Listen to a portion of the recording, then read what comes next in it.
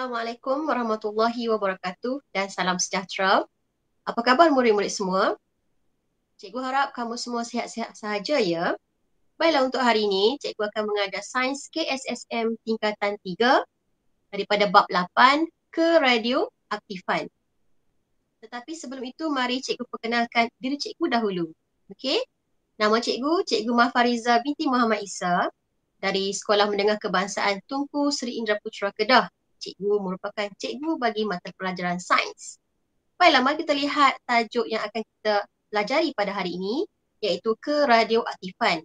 Dalam tajuk ini, kamu semua perlu menguasai 4 standard kandungan, iaitu 8.1 sejarah penemuan keradioaktifan, 8.2 atom dan nukleus, 8.3 sinaran mengion dan sinaran tidak mengion, 8.4 kegunaan sinaran radioaktif. Baiklah murid-murid semua, untuk sejarah penemuan keradioaktifan, terdapat beberapa tokoh yang perlu kita ingati. Antaranya ialah Sir Wilhelm Röntgen. Beliau merupakan ahli fizik Jerman. Pada tahun 1895, beliau telah menemukan sinar X secara tidak sengaja ketika mengambil gambar foto isteri beliau. Seterusnya adalah Sir Henry Becquerel, merupakan ahli fizik daripada Perancis. Pada tahun 1896, beliau berjaya menemukan bahan radioaktif iaitu uranium. Dan seterusnya adalah pasangan suami isteri yang berasal daripada Poland, iaitu Marie dan Pierre Curie. Pada tahun 1897, mereka berjaya mengesan pancaran radioaktif daripada kuasa pengionan. Marie dan Pierre Curie telah berjaya menemui daripada radium yang kurang stabil. Melalui hasil perebutan secara rawak, radium itu telah menjadi lebih stabil, tetapi pada masa yang sama telah membebaskan pancaran gamma. Ya murid-murid, seterusnya apakah yang dimaksudkan dengan keradioaktifan? Ya, keradioaktifan ialah satu proses perebutan secara rawak dan spontan bagi nukleus yang tidak stabil dengan memancarkan sinaran radioaktif. Terdapat 3 jenis sinaran radioaktif, iaitu zarah alfa, zarah beta dan sinar gamma. Seterusnya, cikgu ingin terangkan mengenai proses perebutan uranium-238. Di dalam slide ini, uranium-238 mempunyai 92 bilangan proton dan 146 bilangan neutron. Melalui proses perebutan, uranium-238 membentuk thorium-234 dengan bilangan protonnya ialah 90 dan bilangan neutronnya ialah 144. Dan pada masa yang sama, jika kita lihat daripada slide ini, thorium telah kehilangan 2 proton dan 2 neutron. 2 proton dan 2 neutron ini bergabung membentuk nukleus helium, iaitu sinaran zarah alfa. Dapat dirumuskan di sini, hasil perebutan uranium-238 membentuk thorium-234 dan penghasilan sinaran alfa. Okey, seterusnya cikgu terangkan pula perebutan thorium-234. Okey, thorium-234 mempunyai 90 bilangan proton dan 144 bilangan neutron. Selepas melakukan proses perebutan, ia membentuk protactinium-234 dan pada masa yang sama menghasilkan sinaran beta yang bercas negatif. Okay, seterusnya, cikgu terangkan mengenai perebutan kobalt-60. Kobalt-60 merujuk kepada nukleus kobalt yang tidak stabil, melakukan proses perebutan untuk membentuk kobalt-60 di mana nukleusnya mulai stabil. Tetapi pada masa yang sama membebaskan sinaran gamma. Baiklah murid-murid semua, untuk cikgu fahamkan kamu, untuk kamu lebih jelas mengenai imej zarah-zarah sinaran radioaktif, mari cikgu kongsikan kamu daripada video yang diambil daripada subjek fizik. Jom kita tengok video ini. Okey, untuk memerhatikan runut sinaran mengion dengan menggunakan kebuk awan. Kita menggunakan pin americium 241 dan pin radium 226. Di sini dipamerkan kebuk awan dan pin radium 226. Okay, runut-runut zarah alfa daripada sumber amerium 241. Okay, kita dapati jalur yang lebih lurus dan padat.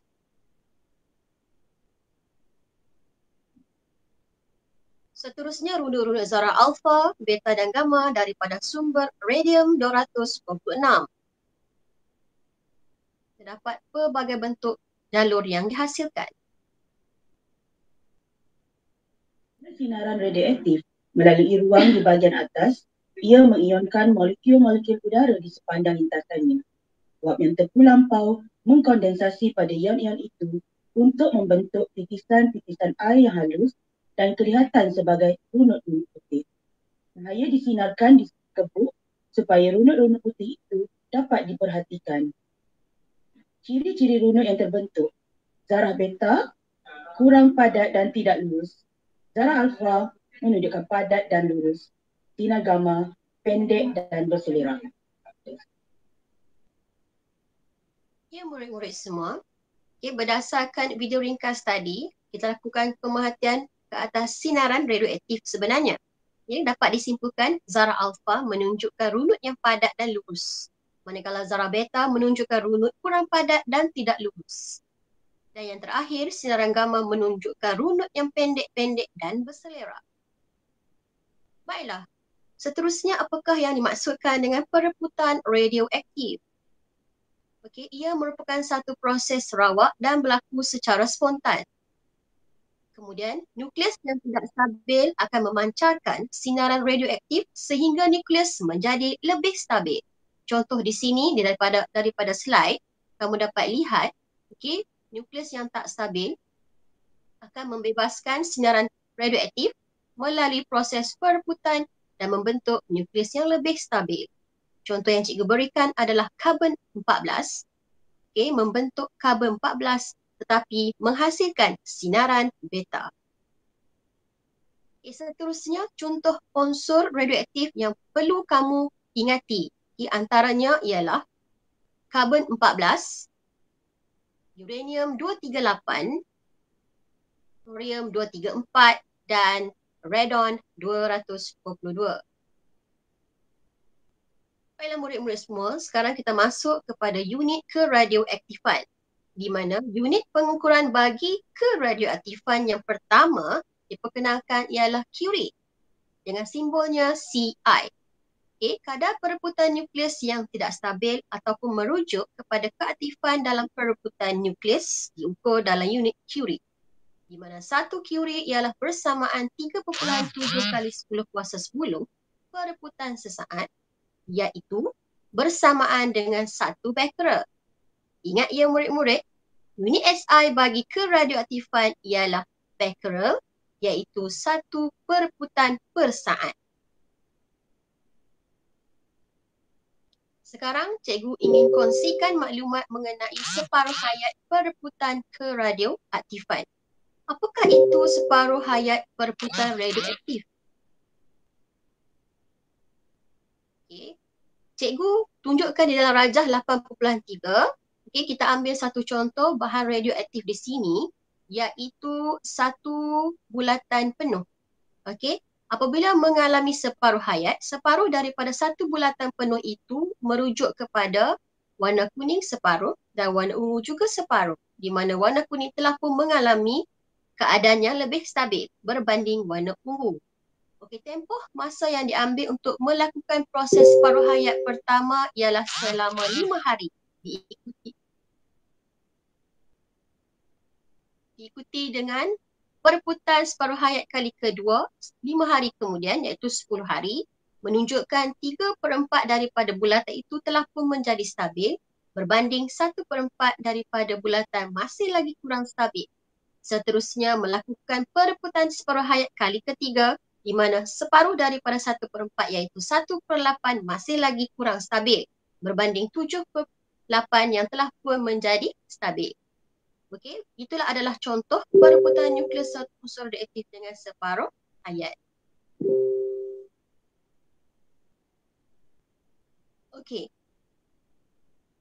Di Di sini dapat disimpulkan separuh hayat iaitu T1/2 ialah tempoh masa yang diambil untuk bilangan nukleus yang belum bereput berkurang menjadi setengah daripada nilai asalnya.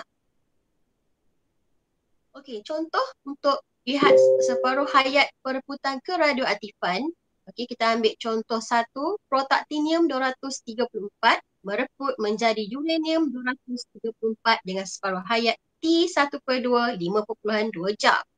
Hitungkan jisim protaktinium 234 selepas 20.8 jam dengan jisim asalnya 80 gram. Okey, penyelesaian cikgu tunjukkan di sini. Okey, kita bermula pada jisim 80 gram. Melakukan proses pereputan kali pertama, tempoh masa yang diambil adalah 5.2 jam. Okey, separuh daripada jisim asal ialah 40 gram. Okey, seterusnya separuh hayat yang kedua iaitu mengambil masa 5.2 jam kemudian. Sekarang masa telah menunjuk 10.4 jam. Jisim yang terhasil adalah separuh daripada 40 gram iaitu 20 gram. Seterusnya separuh hayat ketiga iaitu 5.2 jam kemudian. Jumlah masa kini adalah 15.6 jam. Unsur yang terhasil adalah separuh daripada 20 gram iaitu 10 gram. Dan yang terakhir 5.2 jam kemudian iaitu 20.8 jam. Jisim yang terakhir kini adalah separuh daripada 10 gram membentuk 5 gram. Okey, maka dapat disimpulkan di sini protaktinium 234 yang tertinggal selepas 20.8 jam ialah 5 gram. Okey, seterusnya cikgu ingin tunjukkan contoh yang kedua iaitu graf keaktifan melawan masa bagi bahan radioaktif P adalah seperti yang ditunjukkan dalam rajah 8.4. Soalan, berdasarkan keputusan graf, berapakah separuh hayat bagi P? Okey, separuh hayat untuk bahan radioaktif bagi P ialah 800, separuh daripada 800 becquerel adalah 400.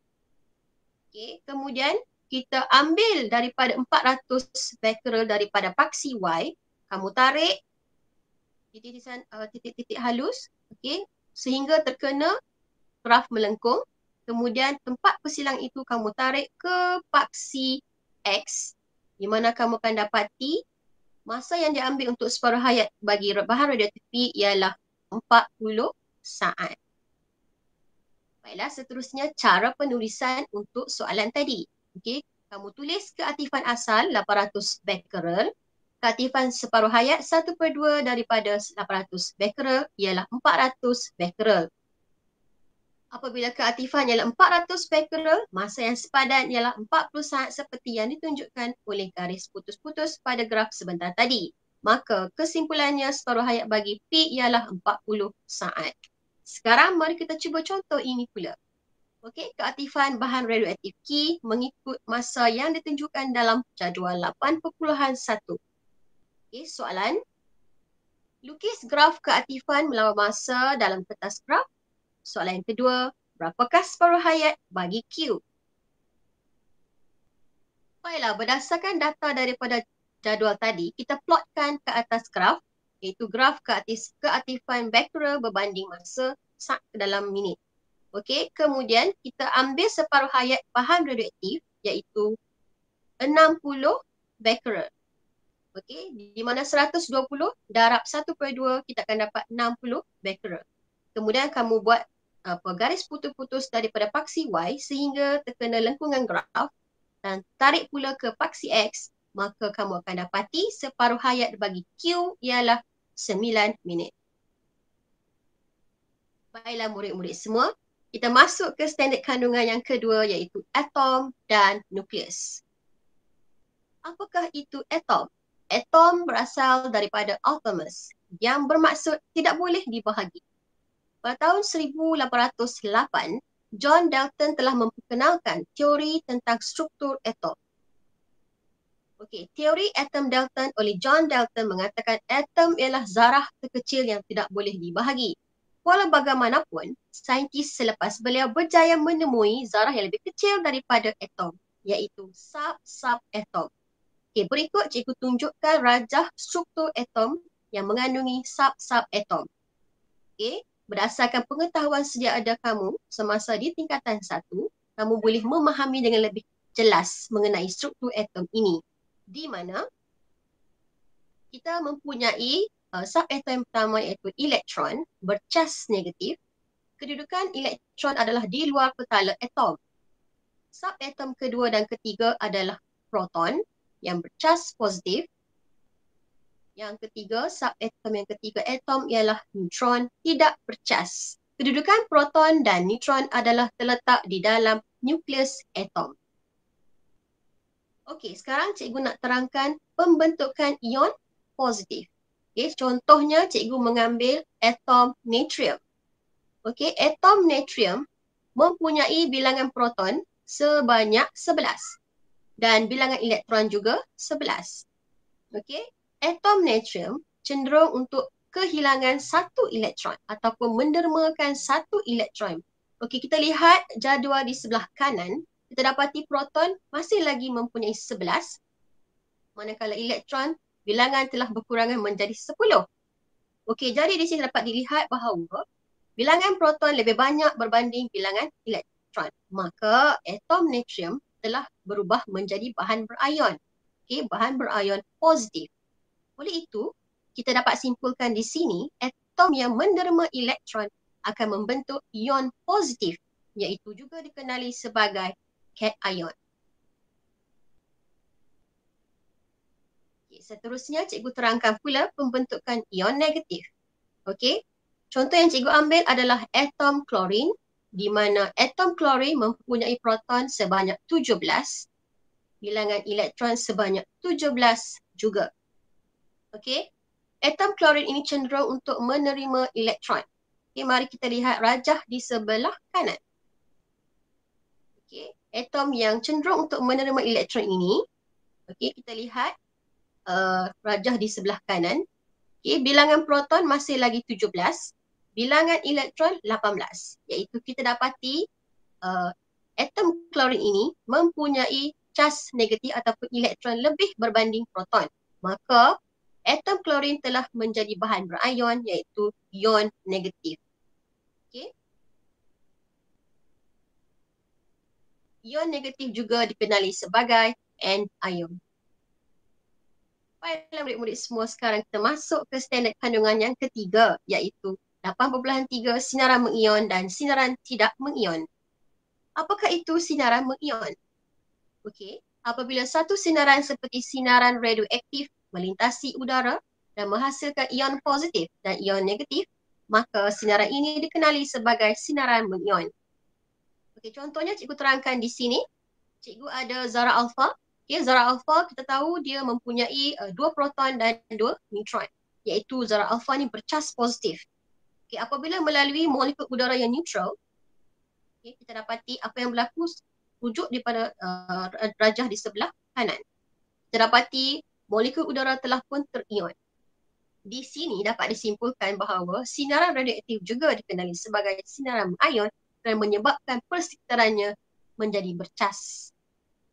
Okey, seterusnya cikgu kongsikan pula contoh-contoh sinaran mengayon dan sinaran tidak mengayon. Okey, mari kita lihat slide.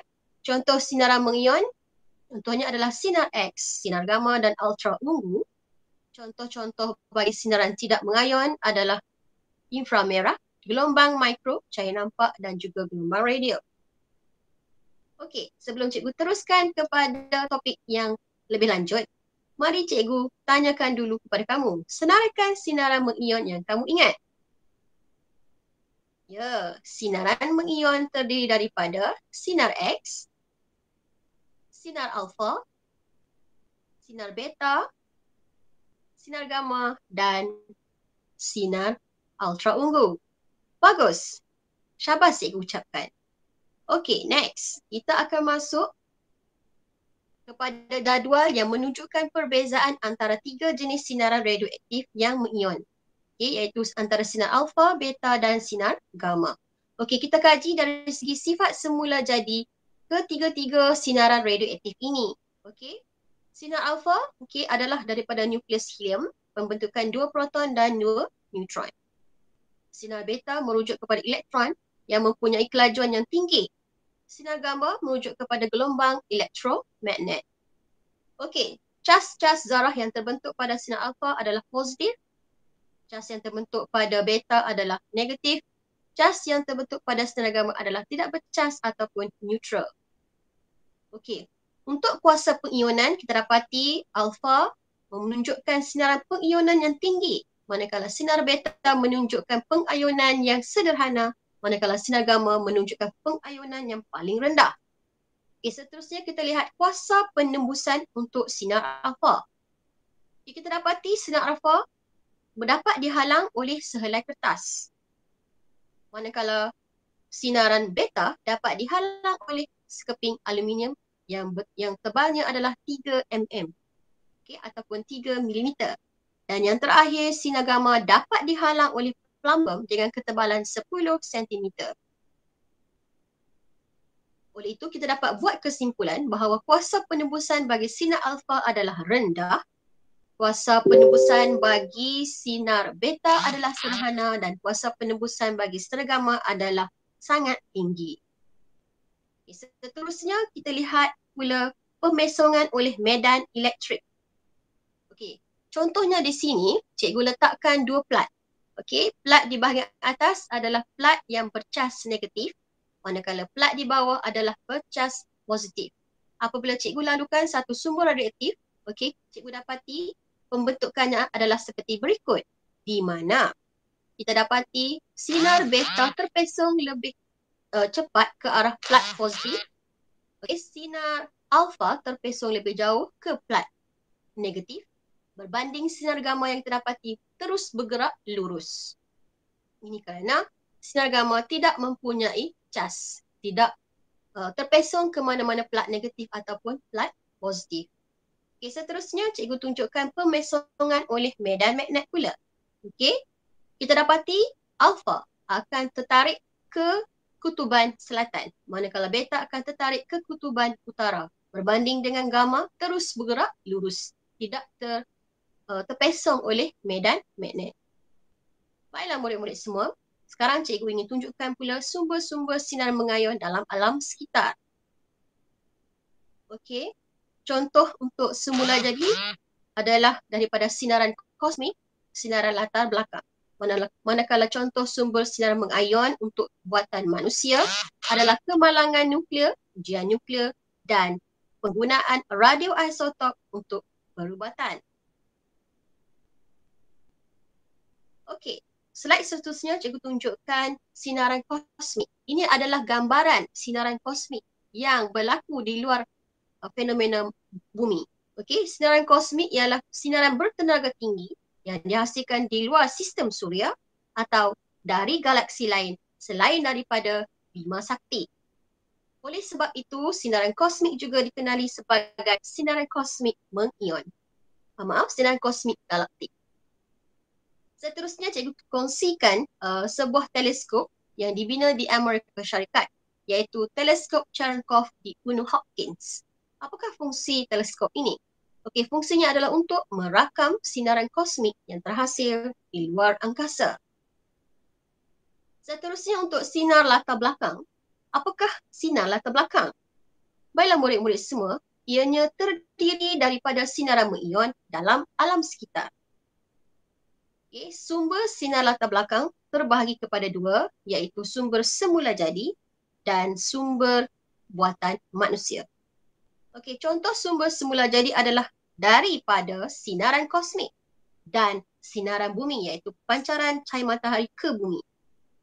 Okey, seterusnya untuk sumber buatan manusia contohnya adalah sama seperti tadi, iaitu ujian nuklear, okey, letupan nuklear ataupun kemalangan nuklear, dan yang terakhir adalah kesan daripada radioisotop daripada bidang perubatan.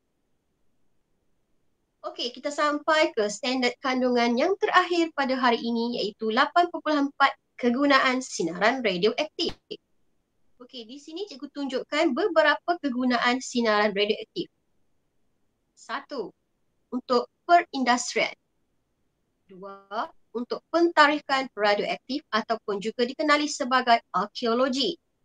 3. Untuk pengawetan makanan. 4. Untuk rawatan perubatan. Dan yang terakhir adalah pertanian. Okey, untuk lebih memahami sumbangan-sumbangan daripada bahan radioaktif tadi, cikgu mulakan dengan 1. Bidang pertanian, di mana radioisotop iaitu fosforus 32 digunakan sebagai pengesan untuk mengkaji kadar penyerapan baja oleh tumbuhan. 2. Dalam bidang perubatan, di mana iodin 131 digunakan untuk mengesan keadaan kelenjar tiroid, iaitu keadaan keabnormaliti kelenjar tiroid yang terletak di bahagian tengah bahagian leher kita ini. Okey. Seterusnya, kobalt 60 digunakan untuk membunuh sel kanser seperti tumor dalam otak. Okay, seterusnya dalam bidang pentarikan ataupun arkeologi, di mana karbon 14 digunakan untuk menentukan usia bahan fosil. Keempat, pengawetan. Okey, makanan dalam tin dipancarkan dengan sinaran gamma terlebih dahulu untuk membunuh mikroorganisma seperti virus, bakteria dan spora. Okay, seterusnya dalam bidang industri, iaitu perindustrian, di mana pengesan kebocoran sistem perpaipan, kita gunakan radioisotop yang akan memancarkan sinaran radioaktif beta yang telah dicampurkan dengan air dan dikesan oleh tiub giga mula ataupun GM. Okey, seterusnya kita masuk kepada cara pengurusan bahan radioaktif. Cikgu mulakan dengan pelupusan sisa bahan radioaktif. Okey, di mana sisa bahan radioaktif ini perlu disimpan di dalam bekas yang tebal, bekas yang diperbuat daripada plumbum dan ditanam di dalam tanah. Okey, seterusnya penyimpanan bahan radioaktif di dalam loji, dianya disimpan dalam bekas plumbum yang tebal seperti dalam rajah yang ditunjukkan. Yang terakhir, pengendalian bahan radioaktif, iaitu penggunaan skrin kaca berplumbum untuk menutup permukaan muka dan juga pemakaian pakaian hazmat dan memakai lencana khas untuk mengesan bahan radioaktif. Sebagai tambahan, tangan robotik juga digunakan untuk mengendalikan bahan radioaktif bagi mengelakkan terdedah kepada sinaran radioaktif. Seterusnya, meminimumkan masa pendedahan kepada bahan radioaktif, jarakkan diri anda daripada sumber bahan radioaktif, dan yang terakhir, basuh tangan dengan bersih selepas mengendalikan bahan radioaktif. Okey, sekarang kita sampai kepada latihan uji diri, di mana cikgu ada sertakan 4 pernyataan di sini. Pernyataan untuk A, pekerja yang mengendalikan bahan buangan radioaktif mesti memakai pakaian perlindungan yang sesuai. Pernyataan B, sisa buangan radioaktif mesti disimpan dalam tangki yang dibuat daripada aluminium. C, gunakan plumbum untuk menyekat sinaran radioaktif. D, gunakan forceps untuk mengendalikan bahan radioaktif kereaktifan yang tinggi. Okey, kita pilih 2 cara pengendalian yang betul dan 2 cara pengendalian yang salah. Baiklah, mari kita semak jawapan kamu. Ya, A merupakan cara pengendalian yang betul, di mana pekerja yang mengendalikan bahan buangan radioaktif mestilah memakai pakaian perlindungan yang sesuai seperti pakaian hazmat.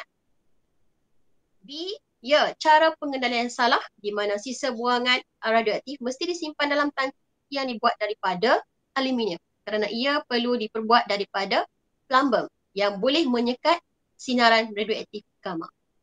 Seterusnya, C betul, gunakan plumbum untuk menyekat sinaran radioaktif. Dan yang terakhir, cara pengendalian yang salah iaitu gunakan forceps untuk mengendalikan bahan keradioaktifan yang tinggi. Sepatutnya kita mestilah gunakan tangan robotik. Okey, nampaknya kita sudah sampai ke penghujung pembelajaran kita pada hari ini. Sebab itu, cikgu ingin ingatkan kepada kamu semua, para penonton yang dikasihi sekalian, sila isikan maklum balas program di pautan yang telah disediakan. Dengan itu, terima kasih cikgu ucapkan kepada semua murid-murid.